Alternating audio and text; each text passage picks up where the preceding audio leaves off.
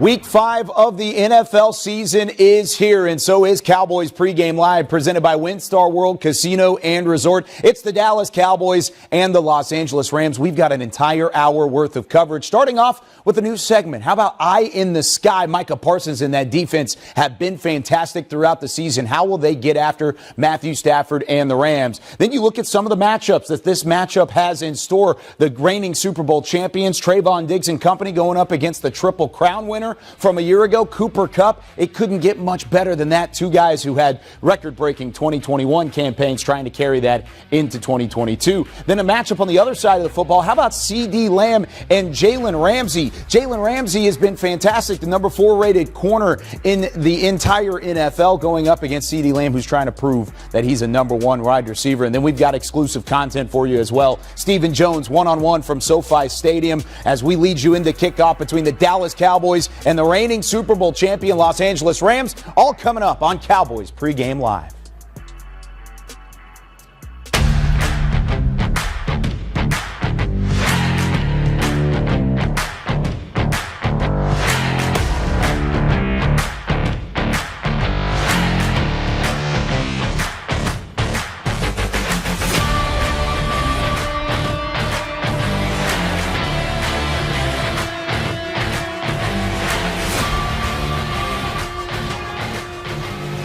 SoFi Stadium in Inglewood, California, preparing for the 28th all-time meeting between the Dallas Cowboys and the reigning Super Bowl champions, Los Angeles Rams. It is Pregame Live, presented by WinStar World Casino and Resort, live from the Star in Frisco. Kyle Yeomans with you, and a trio of former Dallas Cowboys, looking fresh as always. Barry Church, Isaiah Stanback, and then the 3-time Super Bowl champ himself, Nate Newton, down there at the end. We're soon to be joined by Haley Sutton, Nick Eatman, Rob Phillips, and a plenty more cast and crew here for the go-to game day crew here for Pregame Live. And gentlemen, this is a matchup. It's one of those benchmark tests that we talk about. The Cowboys at 3-1, the Rams at 2-2. They haven't necessarily found their rhythm from the West Coast just yet, but you don't want them to find a rhythm this week. How big of a win would this be for the Cowboys on the road? You know, I think it just simply means that you're 4-1. All right, this is not the same Rams team that won the Super Bowl last year. Offensively, they're dealing with some injuries, especially on that offensive line, and defensively, they've been struggling with the passing game as well. They're ranked 23rd against the pass. So to me,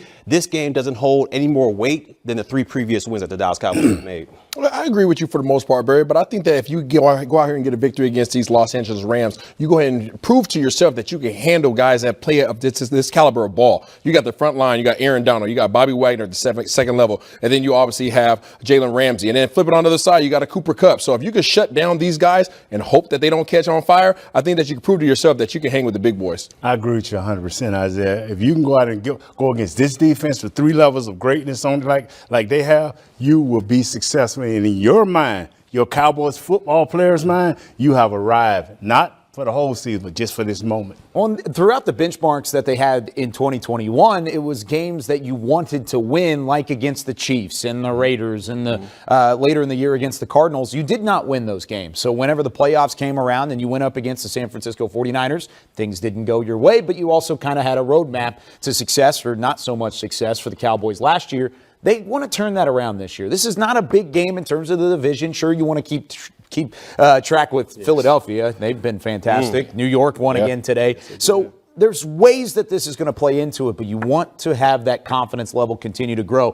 Plenty of confidence right now for the Cowboys, though. 3 straight wins. They're 3-1 on the season. Nate, when you look at this Cowboys team, how much credit needs to go to Mike McCarthy for turning this thing around after that opening week loss? You know, I've said it since the loss to Tampa, man. This guy's been studying what he's been doing. He addressed certain areas where he addressed his offensive coordinator, Kellen Moore, saying we need to run the ball a little bit more. We need to make sure that Cooper Rush have the opportunity to be who he can be, and he's done that. He's had a fine balance. I think he's had a fine balance, but I don't think that he's looking for anybody to pat him on the back or pat him on the butt. Either way, he's taking care of his business. He's going about coaching these coaches. These guys are putting these guys in position to be successful, and ultimately he's doing what they're doing, which is what? Winning ball games. Yeah, I think he deserves a little bit more credit than what the world's giving him right now. I mean, when things are all bad, it kind of all falls on the head coach, and rightfully so, because he's the leader of the team. But when things are going good like they are now, all I seem to hear is Dan Quinn, genius, Kellen Moore, best thing since sliced bread. When Mike McCarthy's the one that put it all together. And if you look at these penalty situations, situations that killed us last year and earlier the part this year. He's made this team a much more disciplined team. So I think McCarthy deserves a little bit more love than he's been getting. That's a really good point, because a lot of the times the head coach is the one that gets the flowers, but he also gets the criticism at the same time. He hasn't gotten those flowers just yet. It's really been Dan Quinn and Kellen Moore that if things are going right, they've been the ones praised. Mike McCarthy, he hasn't received it, but that's kind of where he wants to be. He knows that as long as things are winning and things are going well, he's in the right frame of mind. And he also talked about it this week in his press conference, had a really good soundbite. We're going to hear it in just a second, but basically saying that we're not underdogs, even though the Cowboys are underdogs in this matchup. Here's Mike McCarthy. We actually started more third down work week 2, coming out of week 1, because that was obviously a detriment to the opener. But the reality of it is, it's first and second down needs to be better. If you look at just last week's game against Washington, it's 6 negative runs. I don't care who you're playing or at what level. That's not where you want to be on second down. So, and that's where we're focused on, and that's part of the South Scott, and it's like anything. You don't want to sit here and beat your guys up over the things that didn't go right, because we got a whole lot that is going right, and we got a lot of good things that came out of the 4-week South Scout. But that's definitely third down. We need to be better on both sides, frankly. How often do you use the point spread to motivate the team? I don't know if I ever have. No, I have. What is it this week? 5-10. We're underdogs? We're good. All right. Just wrote my Saturday night speech. I'm good. No, I've never used it, but I'll just say this: we're nobody's underdog. So if you need a quote. So those 3 wins with Mike McCarthy, and allowing for a couple of jokes in his press conference earlier in the week, coming at the hands of Cooper Rush, who now, of course, making his 5th NFL start. And if you've watched this show, you probably know he's already won the first 4. First Cowboys quarterback in history to win his first 4 starts. But it hasn't been all roses to this point just yet. There have been some things that need to be cleaned up on the offensive side, most notably on third down. Keep that in mind as you take a look at some of the numbers. It hasn't been pretty on third down for the Cowboys. They're actually 30th in the league in terms of efficiency in late down scenarios. You can see the numbers there. Even though it may be short yardage situations, the conversion percentage is very low. And then for Cooper Rush specifically, he hasn't necessarily had a whole lot of success on third down either. He's taken 3 sacks out of 5 total that he's had all season long, 43% completion rated, and then you see only the 1 touchdown pass. That was to CeeDee Lamb a couple weeks ago. So I ask you, Isaiah, should the Cowboys be concerned with what they're doing in late down scenarios? Absolutely, and they better hope that their defense continues to play the way they've been playing, because this is an absolute problem. When you look at their third down efficiency and how they've struggled on that particular down, it's because of what's happening on first and second down. The Dallas Cowboys are on the bottom half of this league in terms of rushing yards. That's not something that we're used to seeing. That when you can't rush the ball, you find yourself in these third and long situations, and then you have a backup quarterback. So what do? You try to protect them. So you're doing a lot of max protection. That's also playing into part in terms of why they can't get more guys out on routes. I tell you what, man, it's all about paying attention to detail. Your offensive line have to be exact in who they got. Your wide receivers have to be precise in their routes, and your quarterback have to release it on time. It's about attention to detail. Yeah, my 2 offensive guys basically put it perfectly for you. This is concerning to me because you got to win the money down. Third down is the money now. And to me, the way to do that is you got to win on first and second down. You got to make those third downs more manageable. And to me, to do that, you got to lean more on the ground game. Lean on Zeke, lean on Pollard, which they've been doing a pretty good job of so far this season. And to stay disciplined from a penalty rate. Mike McCarthy talked about it earlier in the week, saying you can't play behind the chains. You cannot beat yourself. Isaiah mentioned that a little bit earlier as well. Those are 2 big-time emphasis for this Cowboys offense. Cooper Rush, though, he's won these games early on, but is this the toughest test for him going up against the Rams and a team that, of course, is coming off of a Super Bowl title? I think so, because what the Rams possess, they possess all pros on each level of this defense. Defensive line, you got Aaron Donald. Second level, you got Bobby Wagner. And, of course, we know what Jalen Ramsey brings to that secondary. And that's something that I don't think Cooper Rush has had to deal with the entirety of this season so far. And these guys can be game wreckers at any opportunity. So I think this will be the toughest task that Cooper Rush has had to go against so far this year. Agreed, BC. And we saw a recourse of that last week when you talk about the interior defensive line of Washington and their Bama boys that they have. Yeah. When you have have those guys creating interior pressure, what did it cause him to do? It caused him to sit back on his back leg a lot and not allowing him to transfer his weight. Also, it caused him to have a little bit of a happy feet, okay? And what resulted in that was 2 interceptions. Now, obviously, those things got called back, but that was troublesome because of the fact that he doesn't like that, right? Much like Tom Brady doesn't like pressure in his face. So now you have Aaron Donald stepping into the fold, and a big gains it's right there in the middle. That's going to be a very similar problem, but he just can't throw it up because you got Ramsey in the secondary. You know, that's why I think we should play that 2 tight ends. Keep everything tight and tight and right, and that way your offensive line can be a little bit more stable. What I need for this guy to do is get the ball out of his hands, whether it's a quick run, a quick pass, or whatever you have to do. Start the game real quick, up tempo. And keep that steady hand all the way throughout. Don't get too high, don't get too low. That's one of the things Cooper Rush has done really well to this point in the season. And you hear it here from Cooper Rush, keeping that same mindset despite some of the early success. Yeah, he's a true game wrecker. You know, he's the best in the game for a reason. You have to account for him in the run game, the pass game. You know, he's the best to ever do it at that position, and it shows every week on tape. So, got a good plan. You know, it's going to take execution, but you know, he's a great player, and you know the whole defense thrives off him, and they're well coordinated, and it's a good group. You have to take everything into account when you get up there, but is he the first guy you identify and kind of go from there to try to figure out what they're going to do? Yeah, you always got to know where 99 is. You know, every week, and he's used to it every week. Teams do it to him too, and he still produces. So it's pretty amazing. But yeah, he's obviously a focal point. You told us in the last couple of weeks that mentally you kind of go into it just like college, just playing ball.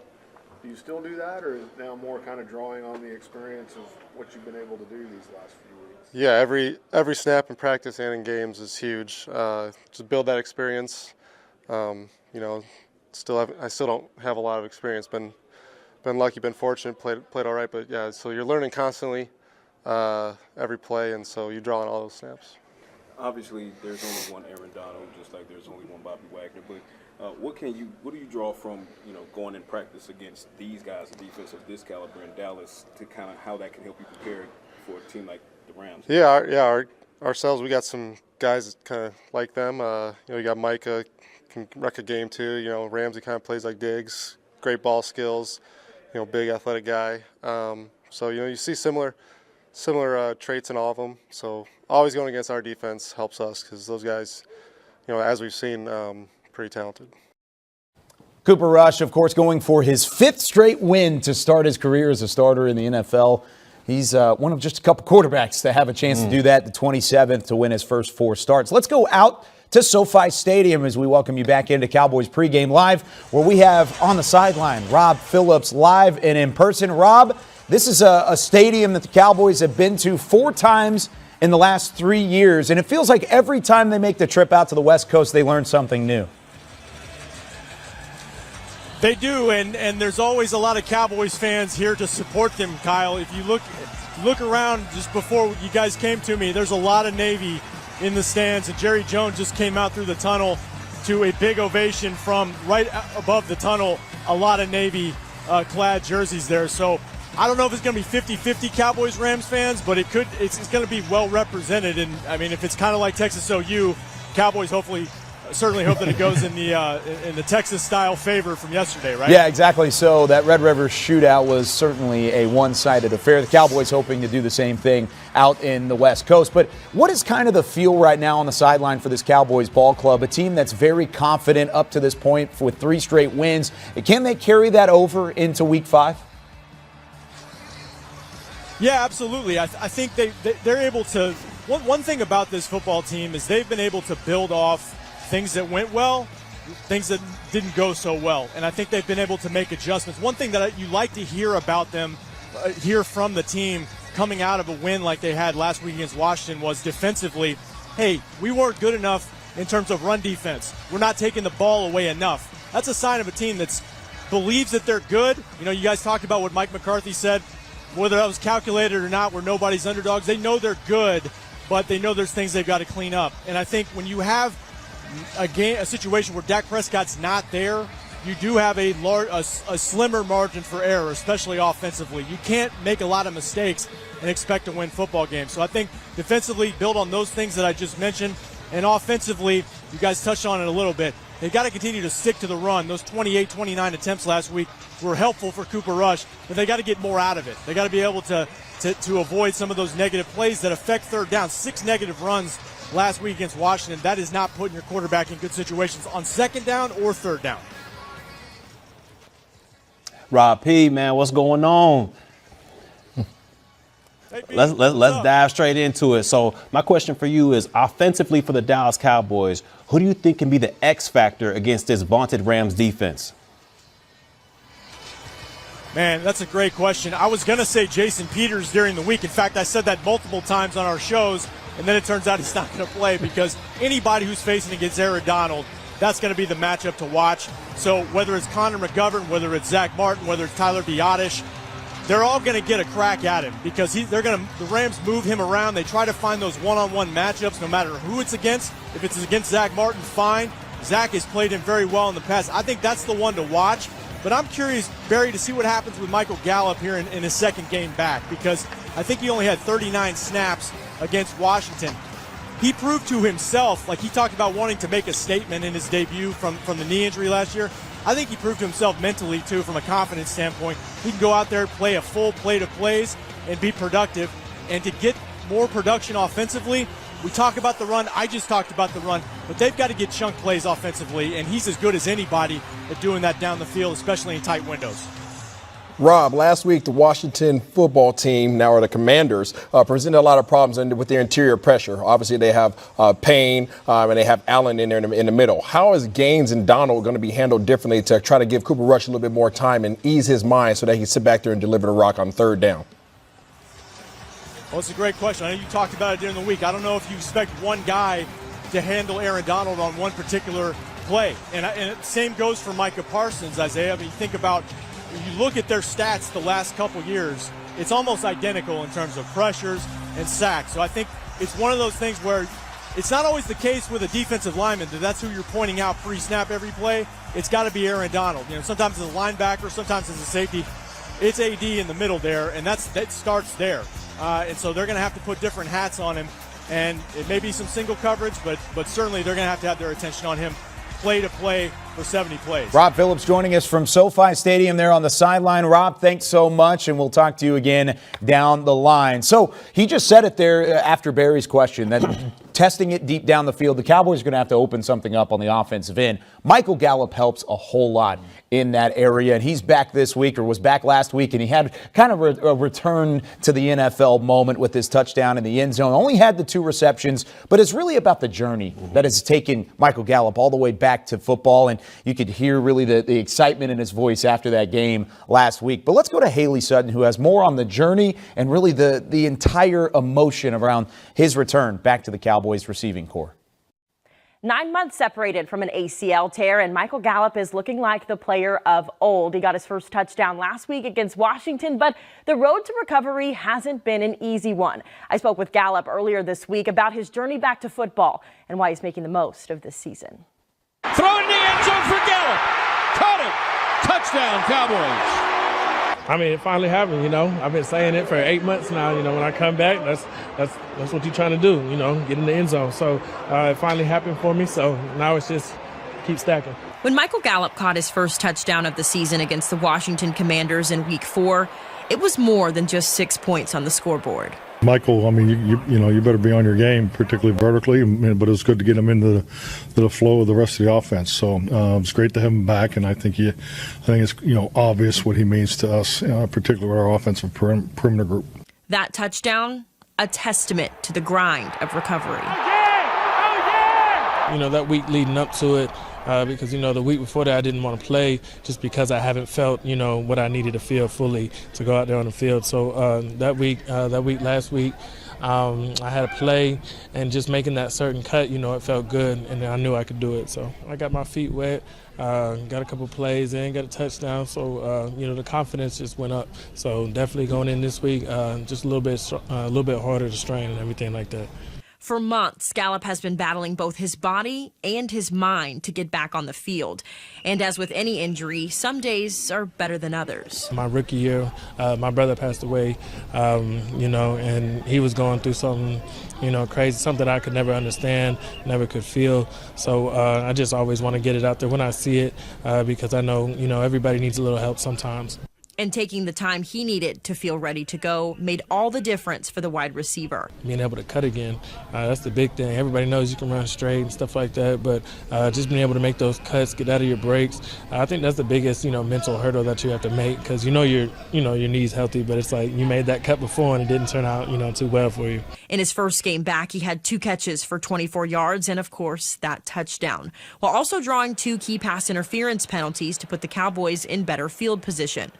A small role to some, but a tremendous feat for Gallup. Definitely like something that, everybody wants when you come into a team or whatever you're doing. I mean, you just want to be loved out there, make sure you, give that back. So, for me, going out there, doing what I was supposed to do, giving back, I appreciate all our fans. With his season finally in full swing, Gallup says he's motivated by many factors, but his biggest push is his biggest blessing. His son, Miles, who celebrated his first birthday last month, gives Gallup one more reason to give his all every game day.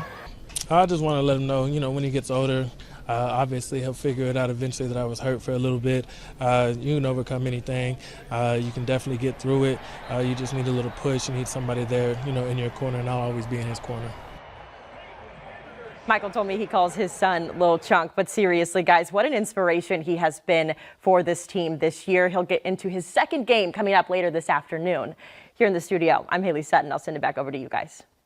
Thank you very much, Haley. And really, it is a fantastic story for Michael Gallup. And seeing him back in the fold was different. But now you know the journey behind what it took for Gallup to get there. It really means so much more. Yeah, the offseason, the mini camps, the training camp, man, just see him do that. And then he was supposed to be back 1 week earlier, but he felt he wasn't ready. And then he overcame that to get a big play. And then to see that little baby, man, wow, that touches me, man. It's a little extra motivation, right? It's it different whenever you, of course, get the kiddos involved. But great job from Haley on the story. And there are a couple guys that are inactive this week for the Cowboys that will try and work their way back, much like Michael Gallup has. But the biggest one to hit, Jason Peters, throughout the week of practice looked good. Looked like he was going to have more and more reps going into this matchup against the Rams. But then the final padded practice, he hurts his chest. It's a chest injury that'll keep him out for a little bit of time. He's inactive. They did not put him on IR, so it will be less than 4 weeks. But, of course, Jason Peters expected to go there at offensive guard and play a significant amount of time. How big of a loss is that? It's a big loss, and if they're trying to start him, if they want to put him in there and let him start for 40, 50, 60 plays, I'm down with that. But against these Rams, no. We need one guy in there, and that's Connor McGovern. Scheme it up, and let's get ready to go. And if we have a downfall there, let's go with Matt Fonniak. I don't believe in all this switching linemen. No, so even I'm good with how it's running. Even with the injury to Peters, you don't think it's going to affect much if he wasn't going to be there for the entirety of the game? Nah, because you got to get a rhythm as an offensive line. They can't switch games properly. They can't pick up blitzes and stunts properly. I don't like all that switching in. If you're going to play Peters when he get back, put him in there for 60 plays. If not, let McGovern do it, or let Matt Fonniak do it, or let somebody do it. But whoever it is, our left tackle need consistency. So how much pressure does that put on Kellen Moore specifically? Because without him in the fold, he's going to have to make a decision with Connor McGovern going forward and then try and make things creative up front. How much does he have to do today? Not much. Just go back to what you was doing. When McGovern went out, we started pulling our guards. We started pulling our tackles. We started blocking down with our tight ends. We started whamming with off guards and everything. He ain't got to do much. Just keep with the same game plan, but just be, McGovern is much stronger than Fonniak. He's not as strong as Peters. Peters 9-time All-Pro, but he's 40 years old. So, I see it for what it really is, and we just need to get 5 guys and work as a unit. And that's exactly what Kellen Moore and that offense are going to try and do up against a very, very good front seven for the Los Angeles Rams. Here's the rest of the inactive list, and then, of course, course, has Dak Prescott there at the top, not back just yet, still working back from that thumb injury. They never put him on IR. There was a chance he could maybe return for this game, but as we got closer, really saw that was not a realistic possibility. May not even be back next week for that Sunday Night Football matchup on the road in Philadelphia. But Jason Peters, back to Jalen Tolbert. Quentin Bohanna, that was kind of a late development as well. How big of a loss is it to have him in the middle, because he'd been eating up a lot of space like he was anticipated to do when they drafted him? You know what, man? I've been waiting on this dude, this pancake, right? This big fat pancake that can sop up all that syrup. And we finally lose all that syrup because he was soaking up bodies, man. But Quentin, get healthy, man. We need you.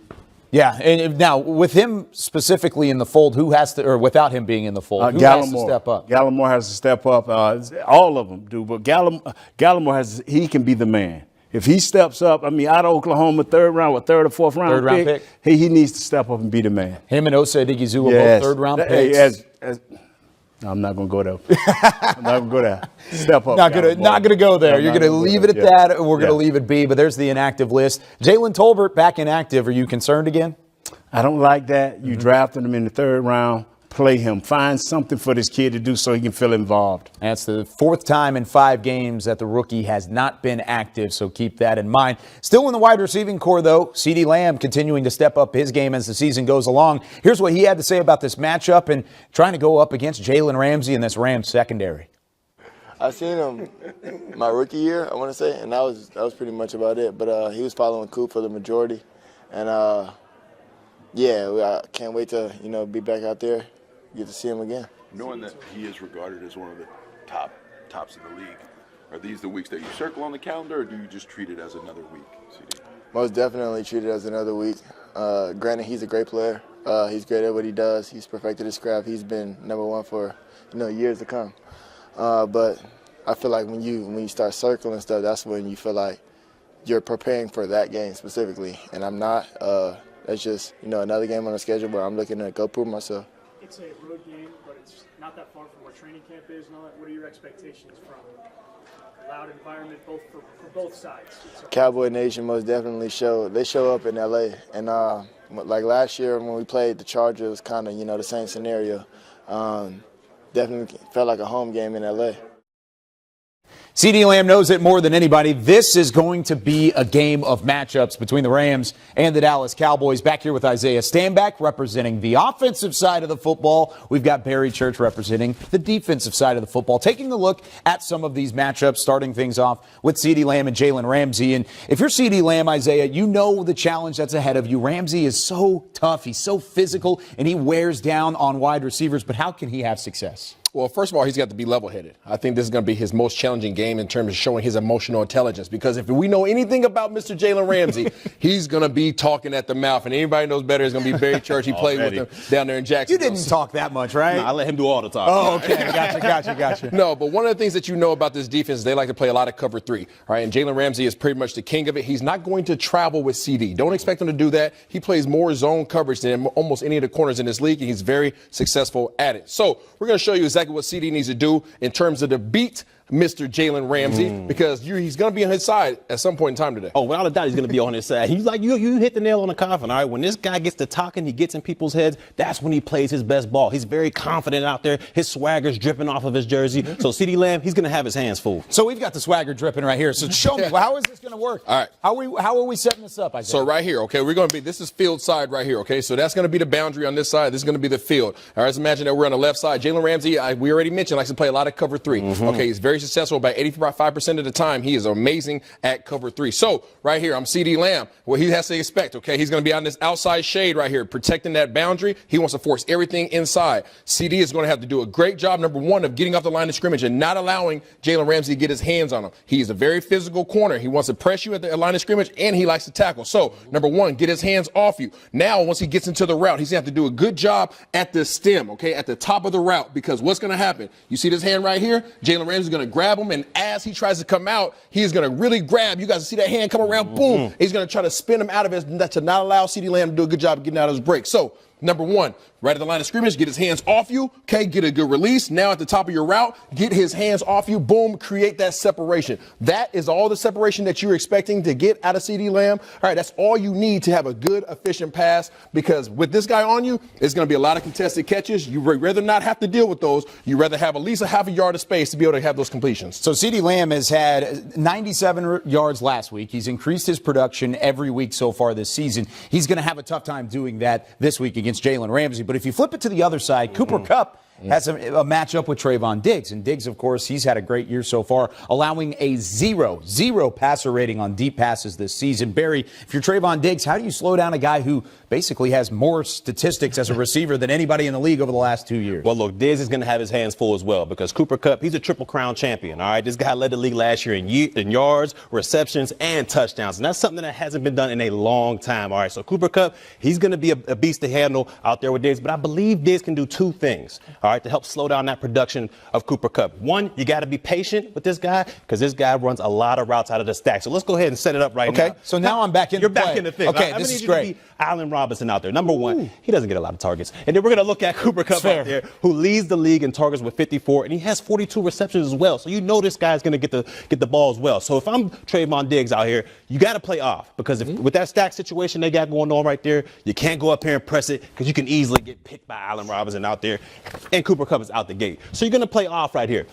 So the situation we got going on, Cooper Kupp's going to come off release very slowly, all right? You got to be patient with this guy, because this guy, when he releases, he likes to lull you to sleep. He comes off very slow, like he's not doing much of anything, and boom, he can lose you very easily. So you got to be patient with this guy. And the thing that Diggs needs to do, he can't have his feet in cement. All right, when that guy comes up to you, if your feet's in cement, you try to reach, he's going to teach you a lesson and go right by you. All right, so you got to have your feet moving. You got to be patient with this guy. And the second thing, and the most important thing you need to do when covering this guy, have your eyes in the right spot, all right? When he's coming at you, these feet can lie to you. That head, it can lie to you as well, but the hips don't lie, just like Shakira said. So you got to keep your eyes right on that hip and make sure you do a little bit of that move as well. Keep your hand right there. We talked about how Jalen Ramsey loves to use that hand placement. Keep your hand right there to make sure you know exactly where this guy's going. So when he makes his move, use your leverage, because you're going to have help inside with man-to-man coverage. 9 times out of 10, Dan Quinn's defense, they have a low rat player to help you on all in-breaking routes. So make sure you use your leverage, stay outside, and keep your eyes in the right spot. And you should be able to limit Cooper Kupp's productivity out there. That is so easier said than done. You outlined it right there,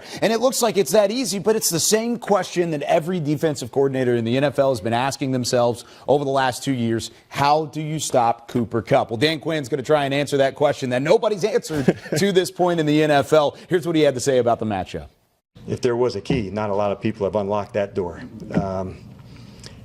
He's just, and it's him, but it's also Matthew as well. And getting them into plays, they motion and check, this is a zone play, this is a man play. So having the pre-snap information, you guys will see that when you watch tonight, where they try to get into a play based on a certain look. And so we'll have our work cut out for us from a disguise standpoint to make it feel like one thing and then play something different. But I would say his ability to run option routes and choice routes where he can break off a leverage or use his quickness, he's just remarkable at that part of his game. And so their connection, you can feel it, how tight they are. This look, this route. And so you'll see that tonight where they'll have some checks at the line. But that would be one of the things to me that stands out a bunch. Cooper Kupp's numbers are impressive. 187 receptions, the 19 touchdowns, 2,300 yards. But it's more impressive whenever you put it into context. He has 57 more targets, 55 more receptions, and 700 more yards than the second best receiver in the NFL right now in each of those categories. He is absolutely unstoppable, and he has been. He showed it on the final drive of the Super Bowl. Everyone knows where the ball is going with Cooper Kupp, but they still can't stop him. So Dan Quinn's going to have to find a way to at least slow him down. So let me ask you this, Barry. You just outlined it there perfectly, but is it possible that Cooper Kupp can be limited? And if so, how does that limit the weapons around him? Well, it's a lot easier said than done, like you said, Kyle. I mean, this guy is remarkable, like Dan Quinn was talking about. This guy, his quickness, his speed, his connection with Matt Stafford out there, it's amazing, and it's a hard thing to do. But to me, there's two things that this defense can do. One, you got to be physical with him, all right? You got to throw this timing off between him and Matt Stafford. Even if it's a run play, run through this guy, and if he puts his hands on the football, you got to make him feel it each each and every time. And the second thing they can do, and it doesn't really have to deal with the secondary as a whole, but that defensive line, you got to heat up Matt Stafford. You got to make him run around out there like he's running for his life. And I promise you, if you do that, it's going to be hard for him to find Cooper Kupp in that passing game. He's accounted for 40% of the Rams' receptions, 40% of their receiving yards, and 75% of their touchdown grabs this season. The only other player in the NFL with 30% in each of those three categories, CeeDee Lamb for the Dallas Cowboys. How about that? Keep that in mind whenever you're watching the game today. Now, Dallas native Matthew Stafford has had his fair share of battles as well against his hometown team. 4 times prior to this one, this being the 5th, and then you've of course got the 2 wins, 2 losses in the regular season. They did see Matthew Stafford as a part of a playoff game, which was won by the Cowboys when he was in Detroit. Barry was on that team. Oh yeah, got to keep that in mind. Oh yeah, still that in the back pocket. But you look at the 5 touchdowns, 4 interceptions. It's very similar to the stat line that he's had this year with the Rams. He leads the NFL with 6 interceptions to this point in the season, and he only has 4 passing touchdowns. Now, Isaiah, as a former quarterback, he just doesn't look like he's in a rhythm. How does Dallas defensively keep him out of that rhythm?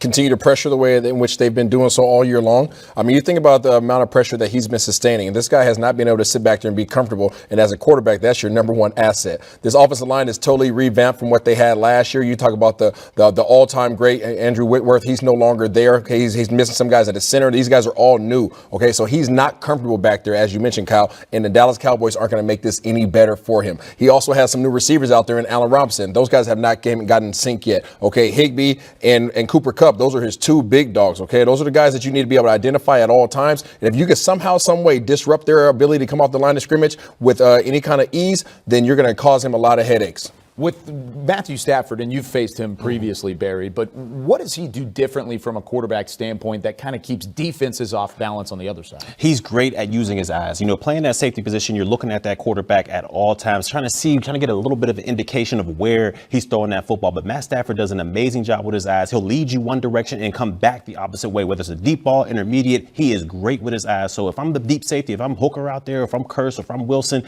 you got to be disciplined out there and don't break until the ball is thrown. That guy can mislead you a lot. He's great with his eyes. He's a veteran quarterback for a reason, and now he has a Super Bowl ring thanks to last season. But he's seen almost every coverage that's gone up against him, but I don't know if he's necessarily seen what Dan Quinn's going to throw at him. Isaiah's going to break that down coming up here in a second. But first, let's hear from DeMarcus Lawrence on just the genius of this Cowboys defense and how things are starting to come together.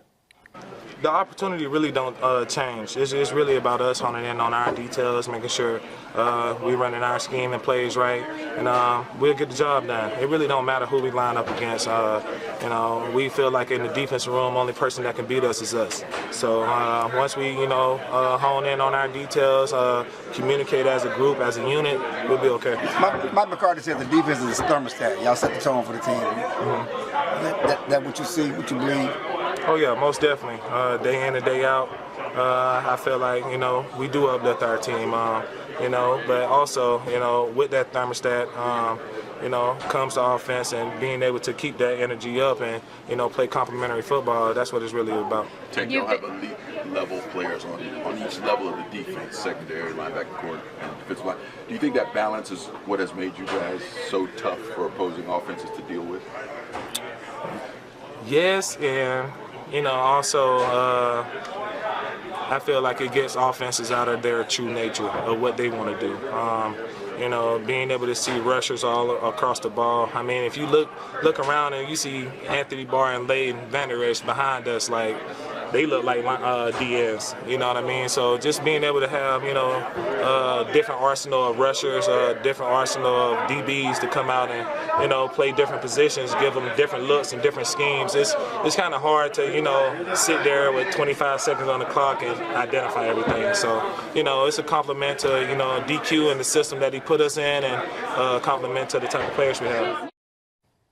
Variation brings off balance. It brings disruption, and that's exactly what the Dallas defense has done throughout the season. Back here with Isaiah Stanback, that Dallas defense, 15 sacks. They're 4th in the NFL in terms of sacks per pass attempt. They get after teams, but they do it in different ways, and you're going to outline that for us here on Pregame Live in our brand new segment, Eye in the Sky. How does Dallas and Dan Quinn really challenge offenses to get out of their normal rhythm? Well, we said it here before, Kyle. Dan Quinn is in a candy store. He has all the candy, all the Legos, all the toys that he has at his disposal right now. He absolutely loves it. You just heard D-Law talk about it in that most recent clip, how they're so versatile in their offerings and their looks. They have so many guys that are able to do so many different things, and Dan Quinn's able to put them in positions to be successful and cause mayhem for the offensive line. Now, there's 5 different categories of players that Dan Quinn has at his disposal right now. He has a run stopper, right? He has a penetrator in terms of guys to be able to get vertical and get seamed, hit those seams upside and inside of the offensive line. And then you have rush in,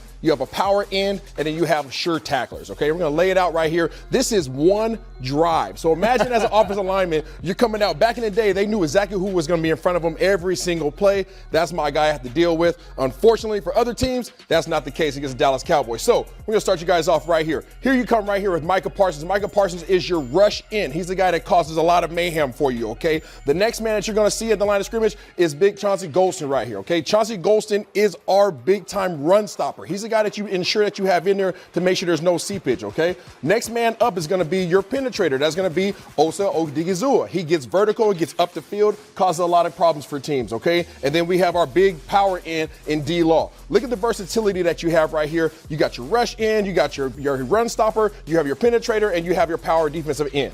Now, that's one look. Let's go ahead and go to the next one right here. Now, again, who's going to be right here in the line of scrimmage? You have Micah Parsons. Okay, Micah Parsons, again, is your rush in. Okay, now you got to go to your linebackers, okay? There's a guy by the name of Anthony Barr. He just happens to be 6'5", 255 pounds. He's pretty big. He's pretty play big. A little up front, right? You just heard D-Law talk about how their linebackers are pretty much defensive ends. And then speaking of DeMarcus Lawrence, you have D-Law who's now standing up over the guard, okay? He, again, is going to be your power in. Well, who's you going to put next to him? Your other big power in, okay? You're going to put Dorrance Armstrong, going to be standing up, and then poking his head up over there, right there on the defensive end position is going to be our good old guy, Dante Fowler. Right, Dante Fowler is going to be right there at the end. So you have all these different versatile looks right here. Let's go to the next play.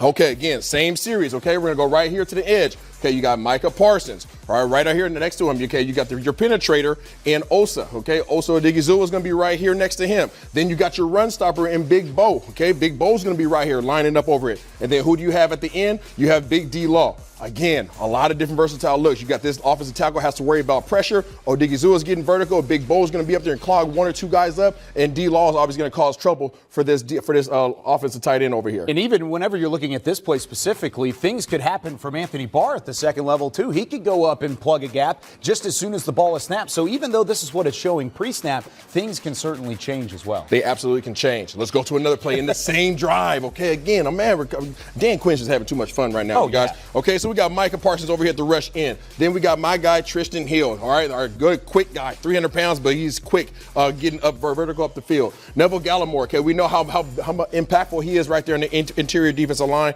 And then we have Big Armstrong, who is our Mr. Do-It-All day long. Oh, and then just for giggles, we have our guy right here, Anthony Barr, who just happens to be pretty much the same size as Dorrance Armstrong. Again, that is the fourth look on the same drive. Different layout, different strengths for each guy, causing a lot of different problems for the offensive lineman. There couldn't be one more look, right? Well, there's no way. Sure thing They've there already could. Put it oh, my goodness. Oh, yes. One more time. Okay, you see guys walked up all over the place. Again, we're going with Micah right here on the edge. We got even our defensive backfield wants to get back there. That's Israel Mukuamu. Israel Mukuamu. But right next to them, we're going to put D-Law and Micah Parsons right next to each other. Oh, my Lanta, why would you do such a thing? And then you have right here, you got Leighton Vander Esch, who's going to be standing up over the center. He's 6'4", 250 pounds as well. And then Dante Fowler is going to be right next to him, okay? And then we got right there on the end, we have, again, Osa Odigizua. You have all different types of guys that can get vertical, guys that can hold up one or two offensive linemen, and then guys that can get around the end. This is a complete problem. That's why the Dallas Cowboys are leading the league in quarterback pressures right now.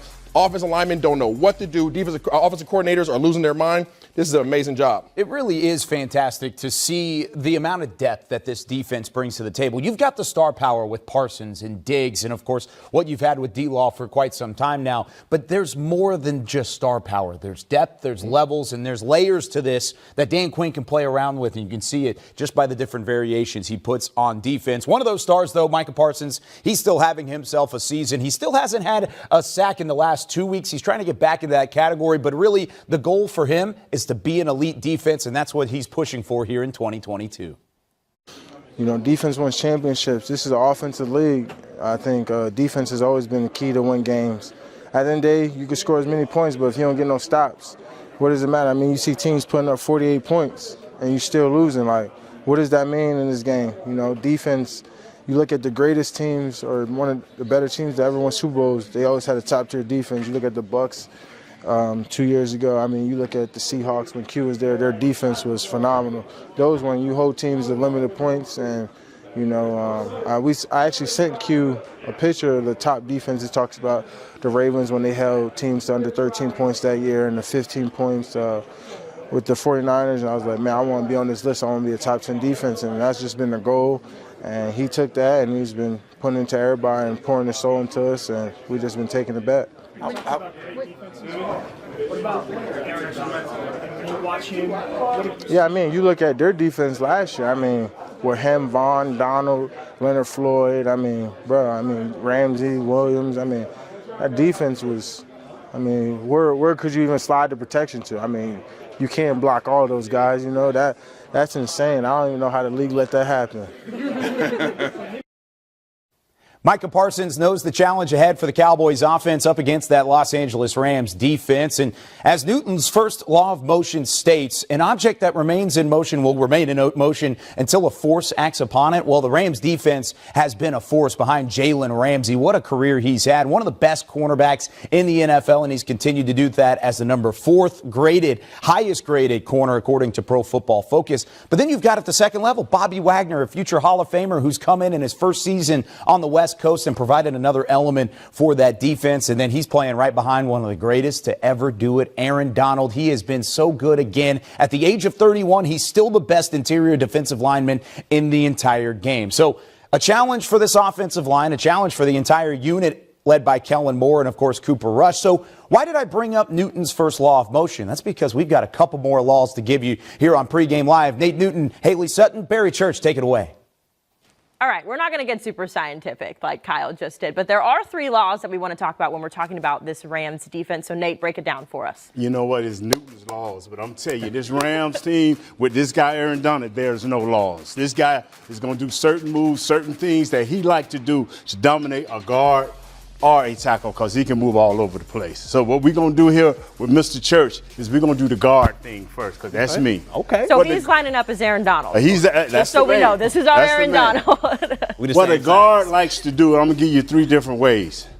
You can get an inside eye, which I'll sit down, boom, and I got to stay square, head up, butt drop, knees bent. Okay. He can come a head up, and I just double step and sit down and punch. I'm not going to do all that. Yes, okay. And then he can get an outside eye.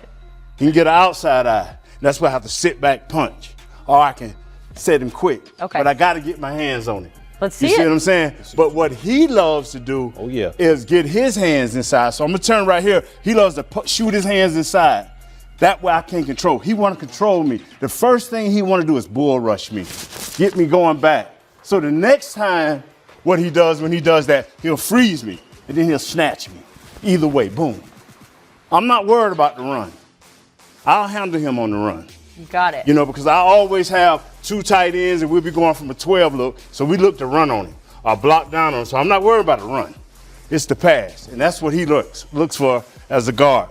But as a tackle, I didn't play but 1 year tackle. Thank God. I'd have been out of the league. As a tackle, he wants you to float on him. He wants to use speed at first. So when I'm floating on you, he wants to either get outside, boom, and make me turn and run, or he wants to get inside. I'm floating on him, boom. And when he gets you to guessing, and this 2 or 3, and this is like 3rd and 10, 2nd and 8, he gets you to guessing. Then all of a sudden, you go to do that, you go to float on him, and he just run you straight over, boom, boom, right into the quarterback. So when you're looking at this from the Cowboys side of the ball, when you've got a guy who's doing all these different moves, how do you succeed? How do you succeed?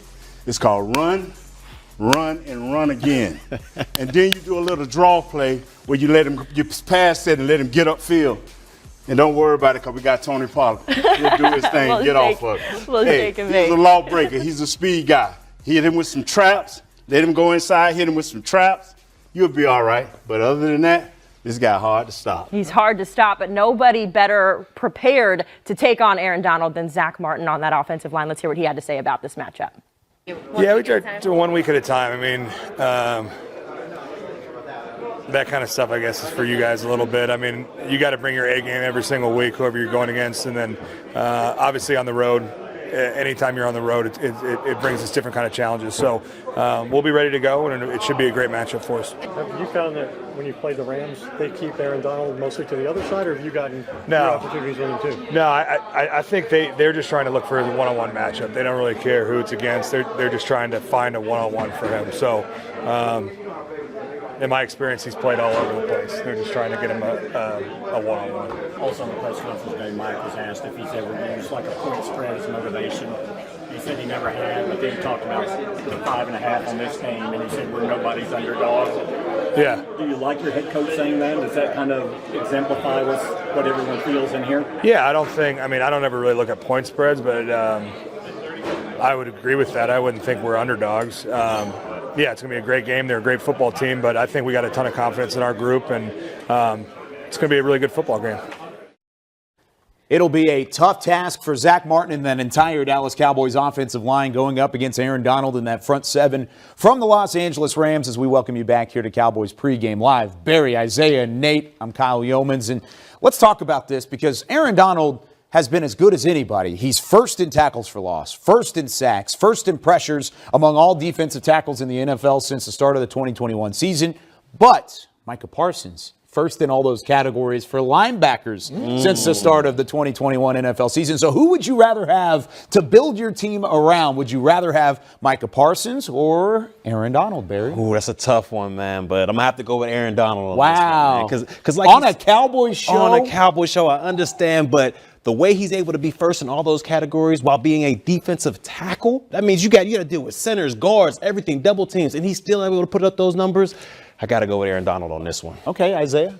This year, I'm going with Micah Parsons. Okay. And the reason why I'm going with Micah Parsons this year is because he has twice as many sacks. He has more hits on the quarterback, and he has more quarterback pressure. So in this particular year, I'm going to take a Micah Parsons that I can put all over the defensive front and at the second level versus having Aaron Donald just lining up in the tackle position at the DN. Why are you putting an asterisk on it? Well, why just this year? What about in the future? I can't speak in the future because I'm not Miss Cleo, but Aaron Donald overall has had a great career. What about you, Nate? Man, this is the first time I ever went against a Cowboy. This is the first time I've ever went against a Cowboy. You speak on this year, I'm going to speak in the past. Who got the Super Bowl? Who got more Pro Bowls? Who got more sacks? Aaron Donald's. He's like a magnet. Yeah. He's like a magnet. He eat up bodies, bro. I'm telling you. Don't do that to yourself, Isaiah. Oh, my goodness. No, I'm joining with you. That's what I'm talking about. Give me Micah Parsons. That's what I'm talking about. One of them is 23 years old. I can build a team around the 23-year-old. The other one is 31. Give me the guy who's going to be here for the next decade and a half. Aaron Donald might be here for a decade and a half. Who knows? The guy has been unbelievable so far. I mean, how can you count him out? So I can certainly see where you're coming from, but give me the Dallas guy. Give me Micah Parsons. Man, that hurt He's me, been Mike. so good. I'm sorry, Mike. Nate doesn't like going against the Cowboys. All right, Donovan Wilson has been fantastic coming into a role with Jaron Kearse on the sidelines, 7th in the NFL in terms of total tackles this season. He's got 27 solo tackles to go along with everything that he's done up to this point. Last week might have been the best game of his career without a takeaway. He's been so good on that defensive side, but Jaron Kearse makes his return this week. So, Barry, what kind of role will Donovan Wilson still play with Kearse back in the fold? I got to see him still in that same role, all right? I don't want to see any snaps taken away from Wilson. I understand what Kearse brings to the table. He's that quarterback of the defense. He has that calming factor. But Wilson, man, he's been playing like his hair is on fire out there. He's the tone setter of his defense right now. And in Dan Quinn's system, he's getting similar to that, that X factor, that chess piece, like how they use Micah Parsons. They're using Wilson's as well. He's rushing the passer. He's back in coverage. He's making plays everywhere on this football field. You got to keep that momentum going. I hope his reps do not take a cut because of Kearse coming back. I need Donovan Wilson to continue to be that guy. My hitter. I need him to continue to come on and keep being that physical presence in the secondary, at the second level, and at the line of scrimmage. He is not only having a big impact on these receivers and keeping their head on a swivel, but he's coming down and making plays that you see on the highlight reel, but he's also making the plays that you don't see on the highlight reel and stopping these guys from having an effective running game. So, Dono, keep being that dude. man, his ceiling is just keep rising. His value just keep rising like the stock market, man. He's at the top right now, so you don't get rid of that when you're at the top. I think you should just play this kid and let him do what he do and fit Curse in, get him on the pitch count, do anything to just slow down his deal, because once Curse get 100%, y'all know what's going to happen. Yeah, the good news is that Curse is back here. Yeah. He's had 92 tackles a year ago for a reason. He had an impact on that defense. But there is some bad news for the Cowboys. The biggest news of the week, Jake McQuaid out for the season, the deep snapper for the Cowboys. I say that a little bit tongue-in-cheek because it is a deep snapper position, and everybody's saying, why are we talking about the deep snapper? But Isaiah, you can attest to this. It is a step-by-step muscle memory sort of operation that those guys go through. And now Matt Overton has been added to the practice squad, elevated for the game. He will be the one handling those duties today against the Los Angeles Rams. How does that affect things? It affects absolutely everything. Now you're going into the special teams units, okay, whether it be a field goal, whether it be punts, and now you have a question mark regarding, is this going to be in continuous in what we're trying to do? Is this going to be a good snap for my holder? Is my holder going to be able to get the ball down? Like all these different things. Now, as a kicker, as a field goal kicker, now your sequence is thrown off, okay? If the holder doesn't get it down and we're going to get the ball where it needs to be, am I going to be able to go through with my normal step, my normal footage? So it's all messed up. I hate that they're in this position. A lot of people don't pay attention to this particular position, but it is very, very important. Yeah, tore his tricep, McQuaid did, out for the season. Overton, he was on the Rams practice squad earlier this year, so he's going up against his former team, but he was on the active roster for the Chargers, the Titans, and the Colts his last 3 stops. So he has made his way around the NFL, but he worked his way into practice, as you can see there, with the Cowboys earlier this week, and he was one of those 4 guys they worked out, one of the 2 they signed to the practice squad, and he's the one that they elevated to handle the duties. Today he'll be wearing the number 45 in the Navy jerseys for the Cowboys. But let's go back out to SoFi Stadium, because one of the guys who had to make a decision on replacing deep snapper Jake McQuaid, Stephen Jones, Cowboys COO, joins our very own Nick Eatman. Thank you, Kyle. And yes, we're here with Stephen Jones here at SoFi Stadium. Stephen Jones, Cowboys Chief Operating Officer, and every time you come over to do these interviews here before the game, you got this anxious feeling about you. What's the feeling this time? Any different? Probably more so. I mean, here we are in this amazing stadium and playing the Super Bowl champs. So they got the jewelry and we don't. Yeah. And they've got some great players as well. I mean, obviously going against one of our hometown heroes and Matthew Stafford, and hats off to what he's accomplished, but probably one of the best players in football too, and Aaron Donald, and they got Ramsey over there, and of course Kupp. There's a reason why they won the big one. Right. So we'll have our work cut out for us today, but I know our guys are coming to play too. Yeah, you remember way back in '93, you guys were the Super Bowl champs, defending champs, 2-2. Obviously, there was reasons for that with Emmitt Smith not being there early, but still everybody's gunning for you. Do you feel like is that something that's unique to the Super Bowl champions, or as a Dallas Cowboy, do you feel like you always have that target on your back? Well, I think any Super Bowl champ's got a target, and then you do feel like at times the Cowboys, people take they want to get us for sure, and they like to get after the Cowboys, but we're up for that. We know what comes with being a Dallas Cowboys. Our players know that. Our coaches, our organization, I know that's what comes with having the star on your helmet. So that's part of it, but it's a good thing. I think Mike McCarthy said this week, we're nobody's underdogs, just being for everything you just said. All right, to the game here, what are some of the things that concern you the most about this matchup against the Rams? You said they got great players. Which one concerns you the most? Well, there's several of them that concern you. I mean, you start with Kupp. I mean, he's going to get his targets, and he's probably going to get some quite a few catches too. But he just figures out how to get open, and Stafford throws him open, and that's part of it. The other one, of course, Aaron Donald out there. You've got to contend with him. I mean, he does it any and every way, getting back there to be disruptive, whether it's the run game or getting to the quarterback in the pass game. He brings so much to the table. And then, of course, you can stay away from Ramsey if that's your decision, but certainly one of the best in the business as one of the top corners in the league.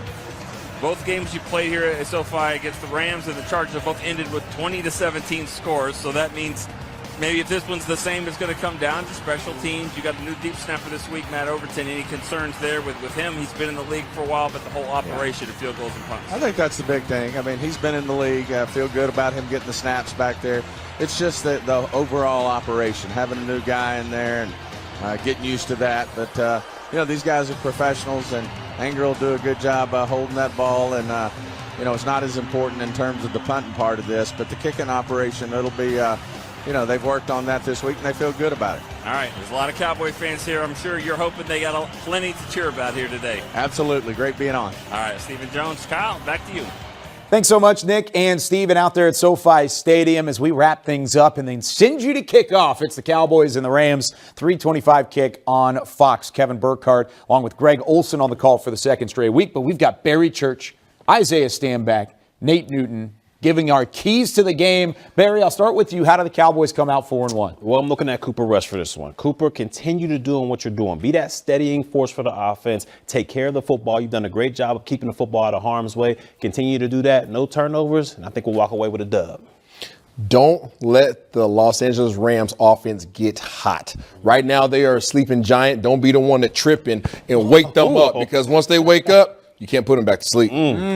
Greg Gaines, number 91. We ain't talked about this kid. He's a UW guy. There it is. He's a hog in the middle. They seem to develop hogs. I mean, we had one against the Tampa Bay Bucks. But I'm telling you, don't let this guy get loose, because if he get loose, that means Aaron Donald is having a great day. And we have to control that middle and keep it clean so our quarterback won't panic. Did we really just have a Washington Husky reference? Absolutely. Right. Them dogs is everywhere, baby. You see it. Okay. No, stop. Former Husky himself, Isaiah Stanback. I like the keys to the game, though. Overall, don't turn the football over. Take care of it. Don't wake up the sleeping giant, because that's what the Rams are right now. They will wake up, but let's see if the Cowboys can make them under 500 for the first time after week 1 in the Sean McVay era. They have not been under 500. They're going to try and do so on the road at SoFi Stadium. That does it for us here on Cowboys Pregame Live. Enjoy it, everybody. We'll be back with Cowboys Game Night, Cowboys OT, and a whole lot more following the final score of that one. For Barry Church, Nate Newton, Isaiah Stanback, Haley Sutton, Nick Eatman, Rob Phillips, I'm Kyle Yeomans, our entire Cowboys crew. Enjoy the game, everybody. We'll see you afterwards.